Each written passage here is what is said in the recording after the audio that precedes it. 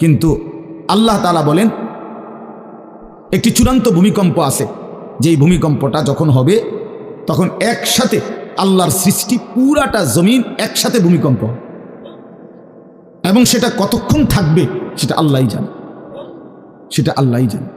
এরকম ভূমিকম্প হবে, আর সেই ভূমিকম্পটা হলো কিয়ামতের ভূমিকম্প। অর্থাৎ এই পৃথিবী ধ্বংস করার জন্য আল্লাহ তাআলা তার গোটা সৃষ্টি জগৎকে মউত দিবেন।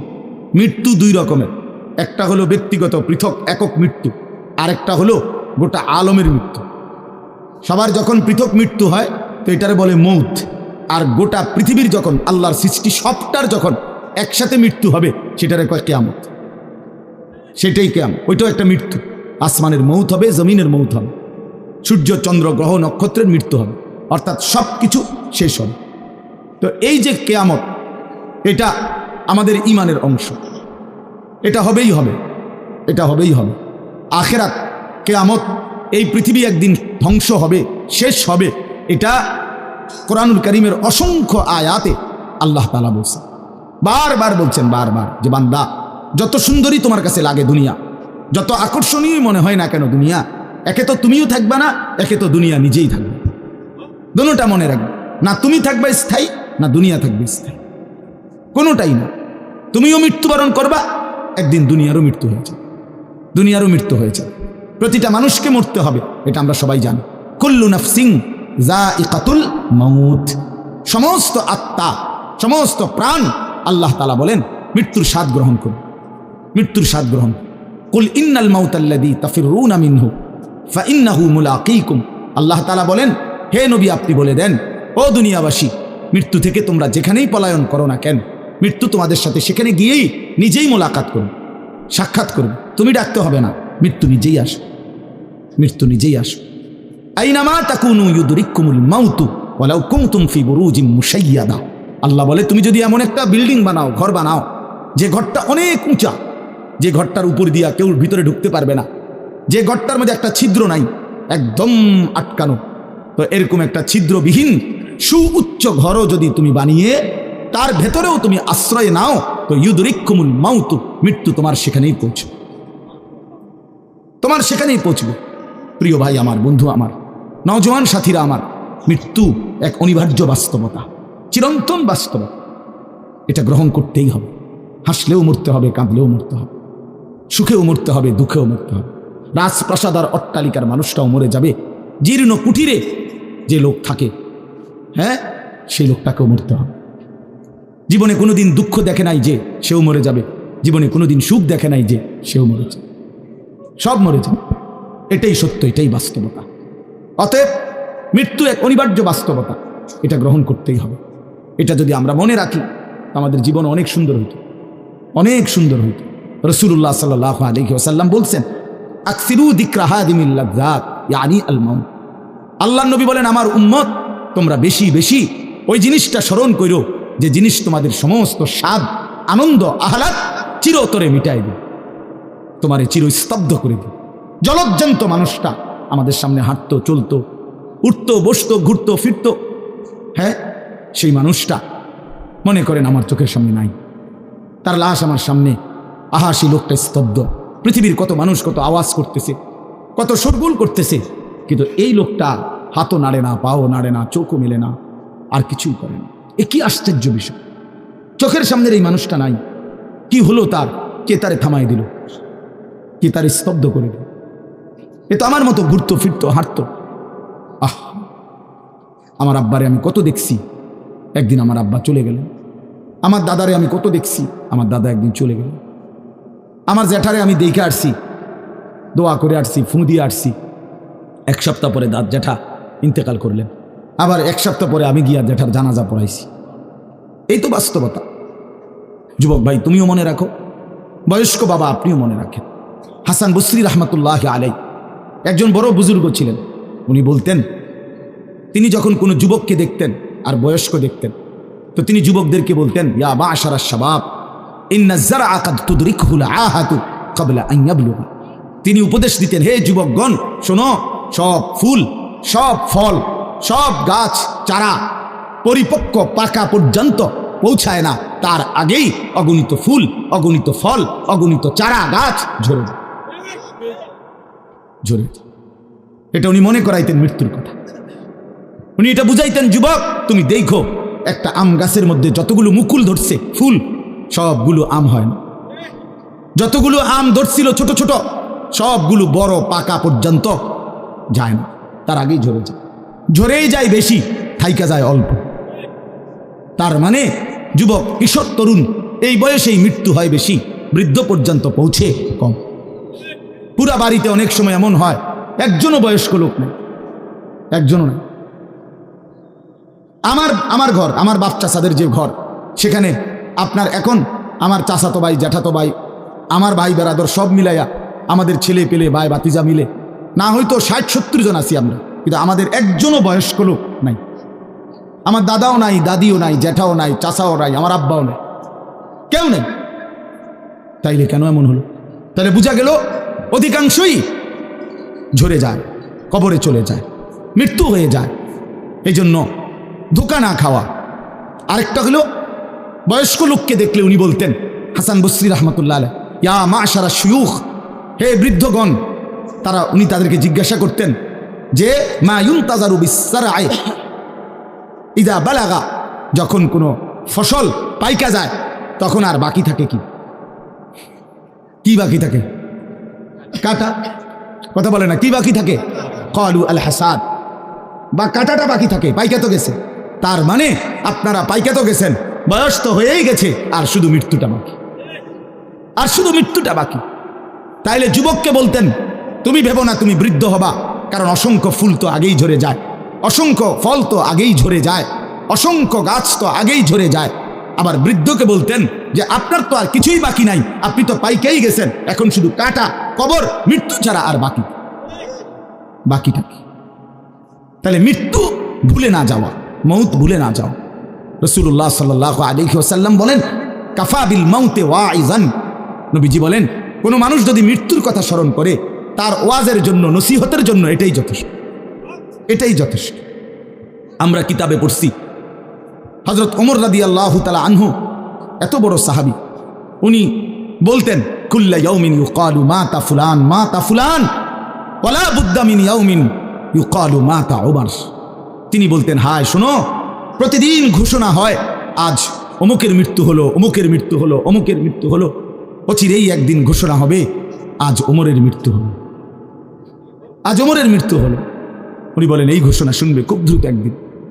এই জন্য বাপ, এই আমাদের ব্যক্তিগতভাবে প্রতিনিয়ত মৃত্যু হচ্ছে, ঠিক এভাবে আমরা তো মরছি, একদিন এই গোটা আলমের মৃত্যু হবে, এই গোটা সৃষ্টিটাই আল্লাহ তাআলা গোটায় ফেলবে। আচ্ছা, কি আশ্চর্য কথা, এটা কি অবাক করা। এক মিনিট যদি কেউ বিবেক দিয়া ভাবে, যারে বলে কি হুজুর, বলেন কি, এত বড় আসমান ভেঙে যাবে, এই সূর্য খসে পড়বে, চাঁদ খসে পড়বে। আল্লাহ তাআলা বলছে, ইযা সামাউন ফাতারাত, আসমান ভেঙে যাবে, ওয়া ইদাল কাওয়াকিবুন তাসারাত, তারকারাজি খসে খসে পড়বে, ইযা শামসু কুব্বিরাত ওয়া ইদাল কাওয়াকিবুন তাসারাত। আল্লাহ তাআলা বলছেন সূর্যটা গুটায় ফেলা হবে, পাহাড়গুলো বালির মতো, তুলার মতো উঠতে থাকবে। ইদা রাজ্জাতিল আরদু রাজ্জা, এই জমিনের মাটিগুলো রেজা রেজা, পাউডার পাউডার হয়ে যাবে। ওয়া ইদাল বিহারু ফুজ্জিরাত, সমুদ্র, খাল, বিল, নদীর পানিগুলো সব টকবগে উতরাইয়া গরম হইয়া বাষ্পের মতো উড়ে যাবে। না কোথাও পানি থাকবে, না কোথাও গাছ থাকবে, না আসমান থাকবে, না জমিন থাকবে, কিছু না। আচ্ছা, এটা কেমন কথা, এটা কেমন আশ্চর্য বিষয়। এই গোটা আলমের মৃত্যু হবে। আল্লাহ তাআলা কোরআনুল কারীমে বিশ্বাস করেন, অসংখ্যবার এই কথা এটা বলছে, এটা হবেই হবে। ইদা ওয়াকাতিল ওয়াকিআ, আল্লাহ বলেন এই ঘটনাটা ঘটবে। লাইসা লি ওয়াকাতিহা কাযিবা, এই ঘটনা মিথ্যা মনে করার মতো কেহ নাই। যেদিন ঘটে যাবে তখন আর কারো কোনো মিথ্যাবাদী আর থাকবে না, অর্থাৎ কেউ আর অস্বীকার করার সুযোগ হবে না। চোখের সামনে দিন, চোখের সামনে দিন। কোরআন শরীফে একটা সূরা আছে, সূরা হজ। ও যে আমরা হজ করি না, এই হজ সূরাটার নাম।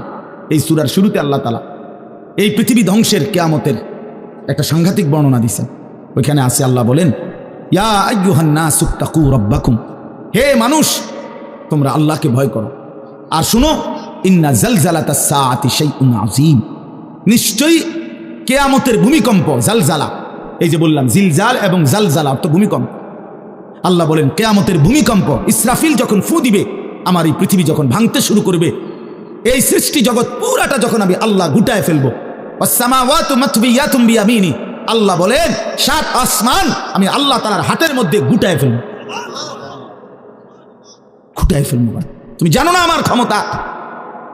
কুল্লু মান আলাইহা ফান ওয়া ইয়াবকা ওয়াজহু রাব্বিক, সব শেষ করে দেবো আমি, শুধু আমি আল্লাহই থাকবো, শুধু আমি আল্লাহই থাকবো।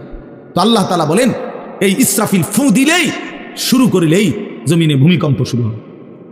ইন্না জালজালাতাস সাআতি শাইউন আযীম, আল্লাহ বলেন নিশ্চয়ই এই কিয়ামতের ভূমিকম্প এটা শাইউন আযীম, বড়ই ভয়ানক, বড়ই মারাত্মক। কারণ দুনিয়ার ভূমিকম্প এক নাম্বার হলো বর্তমানের ভূমিকম্প, কখনো 30 সেকেন্ড, কখনো 40 সেকেন্ড, কখনো 47 সেকেন্ড, 50 সেকেন্ড, এই সেকেন্ড মিনিট, 47 মিনিট নিয়ে ভূমিকম্প হয়। কথা কর না কেন, 30 মিনিট ভূমিকম্প হয়। হ্যাঁ, 30 মিনিট ভূমিকম্প হইলে আমাদের 14 গোষ্ঠী থাকবে নাকি? 30 সেকেন্ড, 40 সেকেন্ড হয় ভূমিকম্প। এইটুকুতে একে তো সময় সামান্য, দ্বিতীয়ত হলো একসাথে গোটা পৃথিবীতে হয় না, এদিকে হলে ওইদিকে হয় না, এরকম। কিন্তু আল্লাহ তাআলা বলেন ইসরাফিল ফু দিলে যে ভূমিকম্পটা হবে, সেই ভূমিকম্পটা গোটা পৃথিবী একসাথে নাড়ায় দিবে, একসাথে মিলিয়ে। 47 সেকেন্ড না, কতক্ষণ সেটা আল্লাহই জানে। তখন অবস্থা কি হবে, মানুষের আতঙ্ক, এই ভূমিকম্পে আতঙ্ক। হ্যাঁ, আমি একবার চাঁদপুর মাহফিলে ছিলাম, রাত্রে ঘুমাইছি মসজিদের রুমে, ইমাম সাহেবের রুমে, এই সময় ভূমিকম্প আইছে, দরজা খুলে দিছি দৌড়, মসজিদের মাঠে আইছি দাঁড়াইয়া, চাই যে পুরা গ্রামের মানুষ সব আইসা করছে, হই হুল্লোড় চিৎকার, হায় হায়। অথচ সবাই চিৎকার দিতে দিতে ভূমিকম্প শেষ। ভূমিকম্প হয়েছেই তো অল্প একটু, কিন্তু এটুকুর আতঙ্কেই যা হুজুর পাবলিক বরাবর, কিসের হুজুর আর কিসের পাবলিক, বক্তা শ্রোতা সমান। এই এখন মনে করেন ভূমিকম্প হইলে আমরা সব দিন দৌড়, আমি বুজুর্গি দেখাইব এটা। হ্যাঁ, আমি একটা বড় হুজুর বেটা প্রধান বক্তা, আমি লড়লে কি মানুষ কি করব, আপনি কি করবেন আমার সময় কো, আমার জান নিয়ে টানাটানি। আল্লাহু আকবার। তো এই সামান্য ভূমিকম্প, কিন্তু আল্লাহ তাআলা বলেন ইসরাফিল সিংহা ফু দিলে যে ভূমিকম্প হবে বান্দা, সেটা বড়ই ভয়ানক, সেটা সারা পৃথিবী নড়বে একসাথে। তখন কি হবে মানুষের আতঙ্ক, ইয়াউমা তারাউনাহা তাযহালু কুল্লু মুরদিআতিন আম্মা আরদাত। এই এক নম্বরে আল্লাহ বলেন যে মা তার বাচ্চাটাকে দুধ পান করাইতেছিল, এই কোলের বাচ্চা, দুধের বাচ্চা, আপন মা তার দুধের বাচ্চা ভুলে যাবে, ফেলে দিবে, ছুঁড়ে মারবে, আর মা পাগলের মতো দৌড়ানো শুরু। কোরআন শরীফের আয়াত। ওয়াতাদাউ কুল্লু যাতি হামলিন হামলাহা। এবং আল্লাহ তাআলা বলেন যে মায়ের পেটের বাচ্চা 10 মাস পূর্ণ হয়ে গেছে, আগামী 2 ঘন্টা 5 ঘন্টা পরে বাচ্চাটা এমনিতেই প্রসব হইতো, আল্লাহ তাআলা বলেন ইসরাফিলের ফু দিলে জমিন যখন কাঁপতে শুরু করবে, তো এই গর্ভধারিণী মা, গর্ভবতী নারী পাগলের মতো এভাবে ছুটবে, দৌড়বে, নিজের গর্ভের বাচ্চা নিজেই পড়ে যাবে। ও তারান নাসা সুকারা, আল্লাহ বলেন মাতালের মতো সমস্ত মানুষগুলো ছুটতে থাকবে। ফাইদা বারিকাল বাসার ওয়া খাসাফাল কামার ওয়া জুমিআ আশ-শামসু ওয়াল কামার, আল্লাহ তাআলা বলে চন্দ্র সূর্য আলোহীন হয়ে যাবে, সূর্য চন্দ্র এক হয়ে যাবে। ওয়া জুমিআ আশ-শামসু ওয়াল কামার ইয়াকুলুল ইনসানু ইয়াওমাইদিন আইনাল মাফার, লোকেরা দৌড়বে আর ছুটবে, মানুষ একে অপরকে জিজ্ঞেস করবে ভাইয়া পালাবো কোথায়, দাঁড়াবো কোথায়, কোথাও তো স্থির কোনো জায়গা নাই, কোথায় দাঁড়াবো। আল্লাহ তাআলা বলেন কাল্লা লা ওয়াজার, না বান্দা, সেদিন আর কোথাও জায়গা মিলবে না। ইলা রাব্বিকা ইয়াওমাইদিনিল মুস্তাকার, আজকে শুধুই কেবল তোমার আল্লাহর কাছেই আশ্রয় ঠিকানা। এভাবে বহু আয়াত কোরআনুল কারীমের মধ্যে আল্লাহ তাআলা বর্ণনা করছেন। আমার ভাই, তো এই ইসরাফিলের ফু দিলে গোটা আলমের মৃত্যু হবে, ভূমিকম্প শুরু হবে। তো এই ভূমিকম্প কেন হবে, এই কাঁপতে কাঁপতে সমস্ত কিছু ভাঙ্গা একসাথে, এই সব কিছু আল্লাহর সৃষ্টি, সমস্ত কিছুই জমিনের তলদেশে চলে যাবে। জমিন তখন খালি ফাঁকা, জমিনে তখন কিচ্ছু নাই, কিচ্ছু নেই, একটা সুতা মাটির উপরে থাকবে। এই প্রথমবার ইসরাফিল ফু দিলে সমস্ত কায়নাত, ইনসান, জিন, আল্লাহর সমস্ত সৃষ্টি মাখলুকাত সব জমিনের তলদেশে চলে যায়। মানুষ ও জিন, অর্থ সম্পদ, স্বর্ণ রৌপ্য মণি মুক্তা হীরা জহরত সব সব সব একটা কাগজের অস্তিত্ব, সব কিছু, গোটা জমিন ফাঁকা, এভাবে কতদিন আল্লাহ জানে, কতদিন আল্লাহ জানে। হ্যাঁ মা ভাই, এরপর একটা নির্দিষ্ট সময় পরে আবার আল্লাহ তাআলা ইসরাফিলকে জীবিত করবেন, করে আবার আল্লাহ তাআলা দ্বিতীয়বারের মতো ফু দিতে বলবেন। এই দুই ফুঁয়ের মাঝখানে কতদিন? নবী সাল্লাল্লাহু আলাইহি সাল্লামের এক হাদিসের মধ্যে বলছে 40, সাহাবীরা ব্যাখ্যা করছেন মুহাদ্দিসিন, সেই 40টা হতে পারে 40,000 বছর, 40,000। এই জন্য বাপ একটা কথা হলো, সর্বশেষ যেই লোকটা কবরে যাবে, শেষ যেই ব্যক্তি মরবে পৃথিবীতে, হতে পারে তাকেও শুধু কবরেই থাকতে হবে 40,000 বছর, 40,000 বছর। এরপরে তো আখিরাত। এই 40,000 বছর যদি কবরে আযাব হয়, 40,000 বছর যদি কবরে আযাব হয় ভাই, তখন কি হবে? এবার ভেবে দেখেন, এখন যারা কবরে যাচ্ছে, হ্যাঁ, নূহ আলাইহিস সালামের জামানায় যারা মারা গেছে, ইব্রাহিম আলাইহিস সালামের জামানায় যারা মারা গেছে, নবীজি সাল্লাল্লাহু আলাইহি সাল্লাম তো 1,500 বছর আগে ইন্তেকাল করছেন, 1450 বছর আগে। তো ওই সময়ে যারা মারা গেছে তারা কবরে পড়ে আছে আজকে 1,500 বছর, 1,500 বছর, 1500 বছর। তাহলে নূহ আলাইহিস সালামের জাতি কত বছর থেকে পড়ে আছে? কোথায় নূহ নবী, কোথায় আমাদের নবী? কত ব্যবধান! এই জন্য বাপ, শুধুমাত্র কবরের বিষয়টাই তো সাংঘাতিক, আখিরাত তো পুরো। শেষ ব্যক্তিটাও যদি কবরে থাকতে হয় 40,000 বছর, তো এখনকার মানুষগুলো আছে কত কাল ধরে। এই যার কবরে আযাব হচ্ছে, আহা বাপ, সে কি পরিমাণ কষ্ট পাচ্ছে ভাইবা। দেখে কবরবাসীদের রুহের মাগফিরাত। আরে ভাইয়া, একবার চোখ বন্ধ করে 1 সেকেন্ড ভাবেন, আজ আমরা যাদের রুহের মাগফিরাত কামনা করলাম, এই 20 বছরের ব্যবধানে, 30 বছরের ব্যবধানে, 10 বছরের ব্যবধানে, 50 বছরের ব্যবধানে আবার এর পরের লোকেরা আমাদের রুহের মাগফিরাত কামনা করে। এটা কি পরিমাণ বাস্তবতা, কি পরিমাণ বাস্তবতা! এটাকে অস্বীকার করার, না বুঝার কিছুই নাই, মৃত্যুকে না বুঝার কিছুই নেই। কারণ এত বেশি জলজ্জন্ত আল্লাহ তাআলা এটা আমাদের সামনে দেখাইছেন, এত মানুষের মৃত্যু আল্লাহ আমাদের সামনে দেখাইছেন, এটাকে অস্বীকার করার, না বুঝার কিছুই নেই। তো চলেন, এরপরে আল্লাহ তাআলা ইসরাফিলকে আবার জীবিত করবেন। জীবিত করে আল্লাহ তাআলা ইসরাফিল আলাইহিস সালামকে বলবেন, ইসরাফিল আবার তুমি সিংহায় ফু দাও। এইবার যখন সিংহায় ফু দিবে, তখন ইসরাফিল আলাইহিস সালামের এই দ্বিতীয় ফুতে আবার ভূমিকম্প শুরু। আবার কি শুরু হবে? ও মাঝখানে ভাই, ওই ছেলে অপদার্থ, কথা বলো না, হাসাহাসি করো না, কারো কথা বাকি থাকলে, দুষ্টামি বাকি থাকলে উঠে চলে যাও, বাহিরে আলাদা জায়গা আছে। গাফেল সন্তান কোনো কিছুতেই যাকে কোনো আসর করে না। আহা, আপনারা জানেন না, আপনাদের এক এক ছেলের অবস্থা হলো কলিজাটা পাথর হয়ে গেছে, কোনো কিছুই তার কলিজা নাড়ায় না। এত শক্ত জানোয়ার যে খোদার 365 দিনে কোনো দিন ফজরের নামাজ পড়ে না, একদিনও না। মানুষের বাচ্চা এত বড় জানোয়ার হয় কেন? আরে তুই কোন মানুষের বাচ্চা? তুই কোন মার দুধ খাইলি? না ফরমান, কেমনে মানুষ হইলি? এটা কি ধরনের মানুষ? একদিনও নামাজ পড়ে? ছি ছি ছি ছি ছি! মুসলমানের বাচ্চা এত বড় জানোয়ার হয় কেন? কোনো দিন নামাজ পড়ে না, 6 মাসে 9 মাসে কোনো দিন বলতে পারবে না নাফরমান কোনো দিন 5 ওয়াক্ত নামাজ পড়ছে কিনা। হায় হায়, এত বড় অসভ্য! মায়ের সন্তান হয় কেন? বাবার সন্তান হয় কেন? চিন্তা কর, কোনো কিছুই।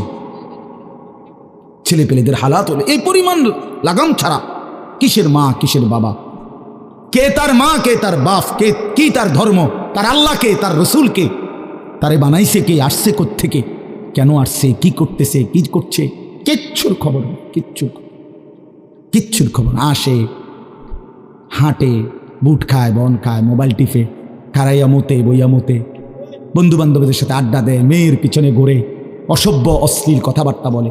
এটা কি একটা জিন্দিগি হলো? আমি ভেবে দেখেন, ওফ, কোন সুস্থ স্বাভাবিক মানুষ এমন হয়? বলো ভাইয়া, বলো। রাগ করো না বাপ, কে তোমা করে মনে করাই দিবে?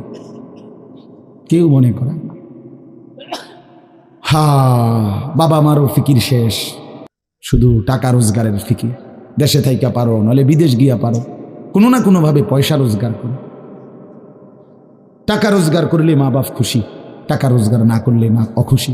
খালাস। এরপরে ইমান আছে কিনা, ইসলাম আছে কিনা, নামাজ আছে কিনা, কোরআন আছে কিনা, আল্লাহ চিনে কিনা, হালাল হারাম কিনা, জায়েজ না জায়েজ না, এত কিছু আমার দরকার। ফুতরে জিগায়ও না যে ফুত কামাই যে করতেছ কি হালাল কামাই করো না হারাম, না এত কিছুর দরকার কি। টাকা দিতেছে, খাইতেছে, ঘুমাইতেছে, বিল্ডিং করতে আসে, জমি কিনতে আসে, আপেল মালটা খাইতেছে। এক ছেলে আমারে নিজে বলছে, আমি সবার ব্যাপারে বলি না, এক ছেলে আমারে নিজে বলছে, হুজুর আমি একটা দেশের নাম বলছে, যেই দেশে আমার কর্মটা ছিল, চলে আসছে ওই দেশ থেকে। আমার বলছে হুজুর আমার কর্মটা হলো এই, মদের বার, মদের হোটেলে নারী পুরুষ উলঙ্গ জিনা ব্যভিচার করে, আমার দায়িত্ব শুধু পাশে দাঁড়িয়ে মদের বোতল নিয়ে দাঁড়ায় থাকা, যতবার তারা চায় অতবার তাদেরকে মদ গ্লাসে ঢেলে দেওয়া, তাদের হাতে তুলে দেওয়া। এর বিনিময়ে আমার মাসে বেতন 2 লাখ টাকা। মুসলমান মুসলমান মুসলমানের সন্তান, বাংলাদেশের সন্তান। তো এই টাকা যখন বাবা খাচ্ছেন, বিল্ডিং করতেছে, কোনো টেনশন নাই। আমি আবারও বলছি, আমি সবার জন্য বলি না, ওই বলছে দিকে অট্টা কইছি, কথা বুঝছেন না, আমি তো নাম ঠিকানা বলি না। এই জন্য আমার বাপ, ডাক দিয়েন না, ডাক দিয়েন না, একজনও ডাক দিয়েন না, অসভ্যরে ডাক দিয়েন না। হ্যাঁ হ্যাঁ, ডাক দিবেন কেন? হাইওয়ানকে ডাক দিবেন কেন? শুনেন, আপনারাই শুনেন, এত এত মানুষ শুনতে হবে না, কোনো অসুবিধা নেই, কোনো অসুবিধা নেই। আমি তো এটাই বুঝাইতে চাইতেছি, প্রত্যেকটা মানুষ আজকে মুসলমান, আমরা ঘর দেখায়, ফার্নিচার দেখায়, বিল্ডিং দেখায়, শুধু দোয়া করেন, ঘরটা করছি, শুধু দোয়া করে, কিতা দোয়া করতে হবে না, কিতা দোয়া করতে, বিল্ডিং এর দোয়া কিতা, আবার ইট বালুর লেগে দোয়া করে লাভ কি বেড়া? হুজুর মোটরসাইকেল কিনছি, কিন্তু দোয়া করে দেন, কিতা দোয়া করতে, কি মোটরসাইকেলের দোয়া কিতা, আবার আজীব লাগে না, বাস্তব। এগুলো সার ডালাই দিয়ে মাইজ গিয়ে দোয়া করে দেন, সার ডালাই দোয়া, হ্যাঁ ওটা সার ডালাই করে, ওটার ফুতে মোবাইলে অশ্লীল উলঙ্গ ছবি দেয়, ওটার সন্তান উনি দাঁড়াইয়া রয়েছে মিস্ত্রির সামনে, ওনার গাম ভাইয়া ভাইয়া পড়তেছে সার ডালাইয়ের দিন, আর অসভ্য জানোয়ার সন্তান বন্ধুদের সাথে উলঙ্গ ছবি দেখতেছে। ওই জানোয়ারের জন্য উনি সার ডালাই দিতেছে, ওই হাইওয়ানের জন্য উনি ঘর করে দিয়ে যেতেছে, উনি কবরে জায়গা ঘর করে দিয়ে গেছে, এর জন্য ঘর করলেন? ছি ছি ছি ছি ছি। আমার দেওয়া ঘরে আমার কষ্টের কমাইয়ে এখানে বসে বসে রঙিন ছবি দেখবে, উলঙ্গ দৃশ্য দেখবে ঘরে শুয়া শুয়া সারা রাত। এর জন্যই আমার জীবনের এই অর্জন, এই ছিল আমার উপার্জনের উদ্দেশ্য। আহ, কতবার বললে বুঝবেন, কেমনে বললে বুঝবেন, কারে বললে বুঝবেন? আল্লাহ মাফ করে দেন। চলেন বাপ, তো বলতেছিলাম আল্লাহ তাআলা ইসরাফিল আলাইহিস সালামকে বলবেন আবার ফু দাও। তো তিনি দ্বিতীয়বারের মতো ফু দিলে জমিন আবার ভূমিকম্প শুরু হবে। এই ভূমিকম্পে জমিন কাঁপতে কাঁপতে এইবার জমিনের তলদেশে ওই প্রথমবার ফু দেওয়াতে ভূমিকম্প কাঁপতে কাঁপতে সব উপরে যা ছিল সব নিচে চলে গেছে, মনে আসেনি? এটা কইছি, তাহলে উপরটা কি ফাঁকা, এইবার নিচে যা ছিল সব উপরে চলে আসবে। এই আসলেই এটা হাসরের মাঠ। সমস্ত নিচের জিনিস যা কিছু, একেবারে মানুষ, গরু, ছাগল, হাঁস, মুরগা, জিন, ইনসান, ঘর দুয়ার, বাজার, ব্যবসা, দোকান, টাকা, হীরা জহরত, মণি, মুক্তা, টাকা পয়সা, অর্থবিত্ত, সব সোজা কথা জমিনের তলদেশের সব কিছু জমিনের উপরে উঠে আসবে। এই উঠে আসলেই এটা হাসরের মাঠ। এইটা, এই হাসরের মাঠ কোনটা জানেন? এই যেখানে বসে আছেন এখন, এটাই হাসরের মাঠ। এই জমিনের উপরেই হাসরের মাঠ।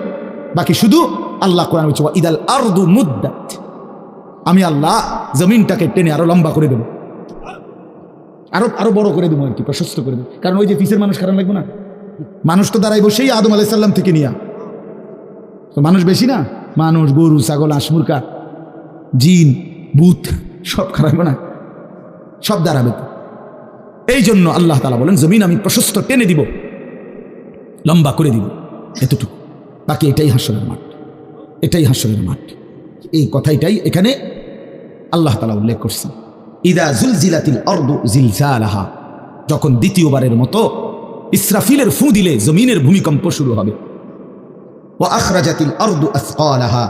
আল্লাহ তাআলা বলেন তখন জমিন তার তলদেশে যা ছিল সমস্ত জমিনের তলদেশে, এগুলো এতদিন জমিনের বোঝা ছিল, বোঝা মানে মাটির নিচে, এগুলো সে মনে যেন ফোজা কান্দে লইছে। এবার ওয়া আখরাজাতিল আরদু আসকালাহা, জমিন তার বোঝা মানে জমিনের তলদেশে যা ছিল সে এবার তা জমিনের উপরে উঠায় দিল, উপরে উঠায় দিল। এরপরে আশ্চর্য কথা শুনেন, এরপরের কথাটার জন্য রাসূলুল্লাহ সাল্লাল্লাহু আলাইহি সাল্লাম হাদিসে বলছেন, এই ভাই শুনেন, ছেলেরা তোমরাও শোনো। নবী সাল্লাল্লাহু আলাইহি সাল্লাম বলেন, এই জমিনের তলদেশ থেকে যখন সবকিছু উপরে উঠে আসবে তখন অর্থ সম্পদ, হীরা জহরত, মণি মুক্তা, স্বর্ণ রৌপ্য এগুলো স্তূপ আকারে উঠে আসবে জমিনের উপরে, মানে হাসরের মাঠে। তো নবীজি একেবারে স্পষ্ট হাদিস, নবীজি সাল্লাল্লাহু আলাইহি সাল্লাম বলেন তখন এই স্বর্ণ রৌপ্য, টাকা পয়সা, হীরা জহরত এগুলো, এই অর্থ সম্পদগুলো আল্লাহর কুদরতে কথা বলবে। স্বর্ণের টুকরা কথা বলবে, কথা বলবে, রৌপ্যের টুকরা কথা বলবে, এগুলো কথা বলবে। কথা কি বলবে? এগুলো তখন ওই নাফরমান মানুষগুলোকে ডাক দিবে, ডাক দিবে, আইয়ুহাস সারিক, হে চোর, এদিকে এই সম্পদের জন্য চুরি করেছিলে, আজ যা দরকার নেও। আইয়ুহাল কাতি', হে ডাকাত, এদিকে এদিকে আসো, এই সম্পদের জন্য ডাকাতি করছিল, আজ নেও। হে আত্মীয়তার, আইয়ুহাল কাতি', আত্মীয়তার সম্পর্ক ছিন্নকারী ব্যক্তি, আসো, এই জন্য ভাইয়ের সাথে যুদ্ধ করছো, বোনের সম্পদ নষ্ট করছো, চাচারে সম্পত্তি দাও নাই, এই জন্য, এই দুনিয়ার জন্য নেও, এখন নাও, এখন যা লাগে নেও। এইভাবে প্রত্যেক নাফরমান পাপীকে, হে হারামখোর সুদ করে দিগা, এখানে টাকা যা লাগে নে, নে বাটপার, এখান থেকে টাকা নে, কি পরিমাণ টাকা দরকার ছিল তোর, নে। এইভাবে রাসূলুল্লাহ সাল্লাল্লাহু আলাইহি সাল্লাম বলেন দুনিয়ার এই সম্পদগুলো কথা বলবে আর ডাকবে। ডাকলে মানুষ, আচ্ছা এটা তখন কেরম লাগবো? কথা বোঝেন নাই? এটি যখন কথা বলবে, ডাকাডাকি করবে, মানুষ কি বলবে? লোকেরা তো সবাই দাঁড়াইছে, মানুষও তো দাঁড়াইছে, তারাই তো ডাকতেছে, তো তারা কি বলবে? ওয়াকালাল ইনসানু মা লাহা, আল্লাহ নিজেই বলতেছে, লোকেরা তখন মানুষগুলো বলবে মা লাহা, এটা কি হলো? আরে এইটা কি কারবার? এগুলো কথা বলে কেমনে? এগুলো কি কয়? এরা আমার চিনলো কেমনে? আমি যে সিটার, আমি বাটফারে চিন্তা লাগলো, ইন্নালিল্লাহ, একেবারে পুরা ধরা, অনবিচার আচার কিছুই শুরু হয়েছে না, এখনই বেজ্জুতি, বাকিটা তো অবস্থা খারাপ। মানে অর্থাৎ মানুষগুলো অবাক হয়ে বলবে মা লাহা, কি হলো জমিনে, কি হলো এগুলোর, এরা এমন করছে কেন, এরা কথা বলছে কেন? আল্লাহ বলেন ইয়াউমাইদিন তুহাদ্দিসু আখবারাহা, আল্লাহ তাআলা বলেন বান্দা, হে কি দেখছো হবে? এই মাত্র দেখলা স্বর্ণ রৌপ্য টাকা পয়সা কথা বলে, এখনে না দেখবা আসল খেলাটা? ইয়াউমাইদিন তুহাদ্দিসু আখবারাহা, আল্লাহ বলেন এখন দেখবা সরাসরি এই হাসরের মাঠে তোমার সামনে, তোমার পায়ের নিচের জমিন, তোমার পুরা জিন্দেগির কথা, তোমার যত তথ্য, ভালো কিংবা মন্দ, নেক কিংবা গুনাহ, তোমার সমস্ত কিছু, রাতের কিংবা দিনের, একাকী কিংবা প্রকাশ্যের, গোপন কিংবা আড়ালের, আল্লাহর কসম জমিন সবটা এখন তোমার সামনে বলে দিবে। ইয়াউমাইদিন তুহাদ্দিসু আখবারাহা, রব্বুল আলামিন বলেন জমিন সবটা কথা বলে দিবে, ভালোটাও মন্দটাও, আলোটাও অন্ধকারটাও, একাকীও অন্ধকারেও, প্রকাশ্যেও সবার মাঝেও, সব বলে দিবে। রাতের চুরি বলে দিবে, রাতের তাহাজ্জুদটাও বলে দিবে, মদের আড্ডার কথাও বলে দিবে, জুয়ার আড্ডার কথাও বলে দিবে। সারা রাত যুবক উলঙ্গ ছবি দেখেছ, আল্লাহর কসম সেটাও বলবে। যে যুবক মালিকের সেজদা দিয়েছে সেটাও বলবে, তাহাজ্জুদও শোনাবে, আবার সবার সাথে যে জামাতে নামাজ পড়েছে এটাও বলবে, সব কিছু বলে দিবে। আল্লাহ বলেন যদি মানুষ ভাবতে চাও জমিন কিভাবে কথা বলে, স্বর্ণরৌপ্য কিভাবে কথা বলে, আল্লাহ বলেন বিআন্না রাব্বাকা আওহা লাহা, আল্লাহ তাআলা আদেশ করেছেন বলেই কথা বলে। আল্লাহ বললে, হুকুম করিলে আল্লাহর গোটা কায়নাত, গোটা সৃষ্টি জগৎটাই কথা বলে। ওয়াশাহিদা আলাইহিম সামউহুম ওয়া আবসারুহুম ওয়াজুলুদুহুম বিমা কানু ইয়ামালুন। আল্লাহ বলে হাসরের ময়দানে বান্দা, তোমার কান, তোমার চোখ, তোমার সারা দেহের চামড়া, জুলুদুহুম, তোমার সারা দেহের চামড়া, হাসরের ময়দানে তোমার পুরা জিন্দেগির কর্মকাণ্ড বলে দিবে। চামড়াগুলো বলবে, চামড়া, মানুষের শাহওয়াত চামড়াতে। এই জন্য সমস্ত যৌনতার ঘটনা, অসভ্যতার ঘটনা শরীরের চামড়া বলে দিবে। মানুষের শাহওয়াত চামড়া, কথা বুঝছেন কি? হ্যাঁ, চরমে চামড়ার মধ্যে শাহওয়াত, কামনা, বাসনা, যৌন চাহিদা। এই জন্য যত লোক দেখবেন বিভিন্ন হসপিটালে, যত ডাক্তার চর্মরোগের ডাক্তার, তত লোক যৌন রোগেরও ডাক্তার। হ্যাঁ, চর্ম ও যৌন রোগ বিশেষজ্ঞ, এটা একই বিষয়, একই চ্যাপ্টার। চামড়া মানে আল্লাহ তাআলা বলেন তোমার চামড়া বলে দিবে কত রাত কত দিন নারীর প্রতি অবৈধ আগ্রহ, অস্থিরতার, বেহায়াপনার, অসভ্যতা করেছিলে।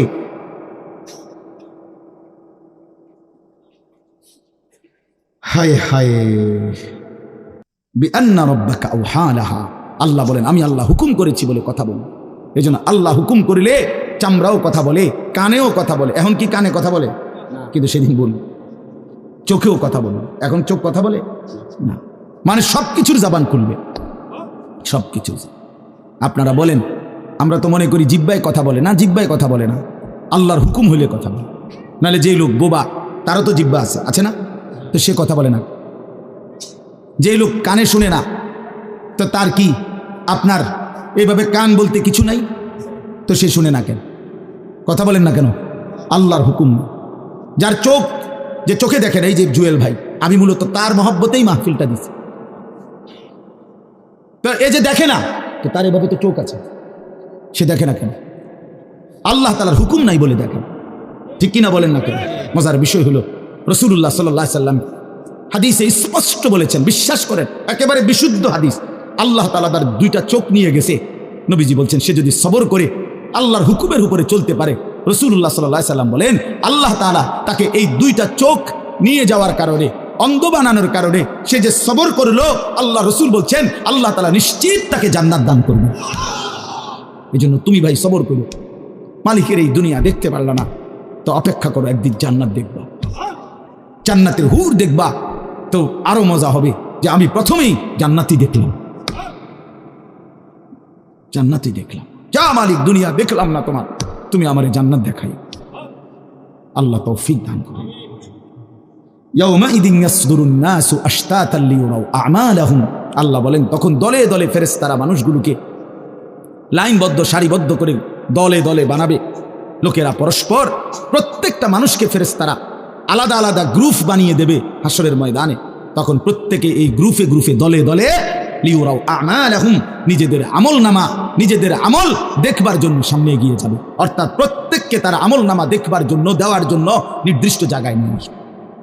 নেওয়ার পরে সেখানে প্রত্যেকের ফাইল, প্রত্যেকের খাতা, আমল নামা তার হাতে তুলে দেওয়া হবে। দিলেই সে দেখবে। আল্লাহ বলতেছেন ফামান ইয়ামাল মিসকালা যাররাতিন খায়রান ইয়ারা, এক বিন্দু, এক অণু পরিমাণ, পরমাণু পরিমাণ, সামান্য থেকে সামান্য পরিমাণও নেকি, কল্যাণ, তাও তুমি দেখতে পাবা। ওমান ইয়ামাল মিসকালা যাররাতিন শাররান ইয়ারা, বিন্দু থেকে বিন্দু মন্দ যা করেছিলে তাও তুমি দেখতে পাবে। এক জাররা, মূলত জাররা বলে তাফসীরের মধ্যে লিখছে লা ওয়াজনা লাহু লা জিনাতা লাহা, যেটার কোনো ওজন হয় না, এত সামান্য, এত সামান্য, ওজন নাই, মানে 100 গ্রামও না, 10 গ্রামও না, 1 গ্রামও না, আধা গ্রামও না, এত সামান্য, এটা কোনো ওজন নাই, ওজন নাই, ওজন আসে না আর কি, ওজনে হয় না, এরে বলে জাররা। তাফসীরের মধ্যে লিখছে কোনো ব্যক্তি, হযরত আব্দুল্লাহ ইবনে আব্বাস বলেন, কোনো ব্যক্তি যদি মাটিতে এমনি হাত মারে, মানে হাত লাগাই আবার উঠাই লাইছে, তখন এই যে বালুগুলো লাগছে, এই বালুর যেগুলো হাত থেকে ঝরে পড়ে কণা, এগুলো তার চাইতে সামান্য এক জাররা। আমার উস্তাদ বলছিলেন ছাত্র জীবনে আমাদেরকে, যে মানুষ যে কাপড় ধুইয়া চিপে, কাপড় এমনি চিপ্পা রৌদ্র দেয় না, মানে চিপ্পাই তো ফানি ফেলায়, তো কাপড় চিপ্পা সাইরা মানুষের একটা স্বভাব হইল রৌদ্র দেওয়ার আগে এটার একটা ঝাড়া মারে, লুঙ্গিটারে একটা আগে কি মারে, ঝাড়া দিয়া এরপরে দেয়। এই যে লুঙ্গিটা ঝাড়া দিলে যে ছোট্ট ছোট্ট পানির ফোঁটা ছিটকাইয়া পড়ে, এই ফোঁটা এগুলো পিচ্ছি পিচ্ছি, এগুলো এক একটা জাররা, অথবা তার চাইতে ছোট, এটার ওজন আসবে না, এটা 1 গ্রামও হবে না, আধা গ্রামও হবে না। এই সামান্য ভালোটাও তুমি দেখবা, মন্দটাও দেখবা। কেমনে আড়াল করবেন ভাই? নিজেকে আড়াল করবেন কেমনে? বাপ যুবক, তুমি কেমনে আড়াল করবা? কোরআন শরীফে আছে, আল্লাহ বলেন ইয়াউমা তুবলাস সারাইর, বান্দা আমি হাসরের ময়দানে তোমার অন্তরের গোপন বিষয়গুলো, যেগুলো কেউ শুনে নাই, তুমিও বলো নাই, শুধু মনে মনে কল্পনা করছিলা ভালো কিংবা অসৎ, সেগুলো হাসরের ময়দানে তোমার সামনে খুলে দেব। হ্যাঁ, আফালা ইয়ালামু ইযা বু'সিরা মা ফিল কুবুর ওয়া হুসিলা মা ফিস সুদূর। আল্লাহ তাআলা বলেন এই বুকের ভিতরে, অন্তরের ভিতরের যেই কথাগুলো সেগুলো খুলে দেব। এই জন্য আজকে আমার কথা এখানে শেষ। আমি এতটুকু কথাই বলতে চাই, এই ৯৯ নম্বর সূরাটা আমাদেরকে এই কথার সবক দিচ্ছে যে আমরা আমাদের জিন্দেগির ১ সেকেন্ড, একটি নিঃশ্বাস আড়াল করবার সুযোগ নেই। হিসাব দিতে হবে, হিসাব দিতে হবে। ১ মিনিট, ১ সেকেন্ড, ১ পলক, ১ লম্হা, ১ মুহূর্ত আমাদের আড়াল করবার সুযোগ নাই ভাই। ভালোটার প্রতিদানও নিতে হবে, মন্দটারও প্রতিদান নিতে হবে। তাইলে কেন জীবন নষ্ট করব, কেন হায়াত নষ্ট করব? আমার অনুরোধ রইল, যতগুলো যুবক ছেলে আছো ভাই, তোমাদের কাছে অনুরোধ, মৌলানা কথা বলবে, এরপরে আরও একটু বয়ান হলে এরপরে দোয়া হবে, কিন্তু আমার মাঝখান দিয়ে এই কথাটাই আমি অনুরোধ করে বললাম, প্রত্যেকেই দয়া করে আল্লাহর ওয়াস্তে নিজের জীবনের কদর করো ভাই। আমার এটাই শেষ কথা। যুবক ছেলেরা, তুমি আমার সাথে এখন যাইবা না, আমিও তোমার সাথে যাব না। এই দুনিয়াও যেমন আমি আলাদা চলে যাচ্ছি, আপনারাও আলাদা চলে যাবেন, কিন্তু বাস্তব কথা হলো আমি আপনি প্রত্যেকে আলাদা আলাদা কবরে আখিরাতে আল্লাহর সামনে মুখোমুখি হইতে হবে।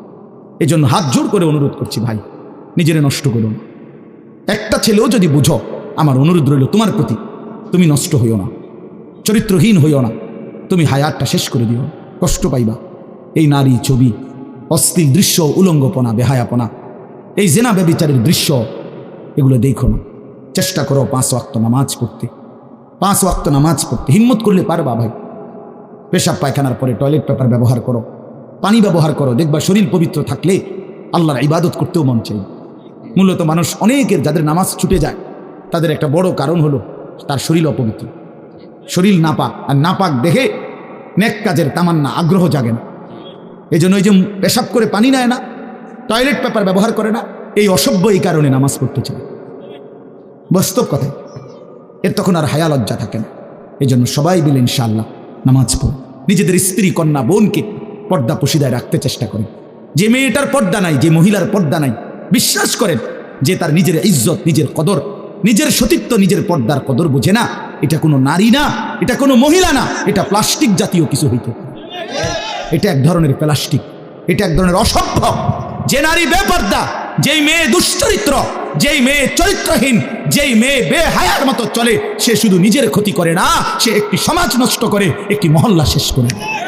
এই আগুন সারা মহল্লায় জ্বালায়া দেয়, তার রূপের যৌবনের আগুন জ্বালায়া অসংখ্য যুবকের জিন্দেগি নষ্ট করে।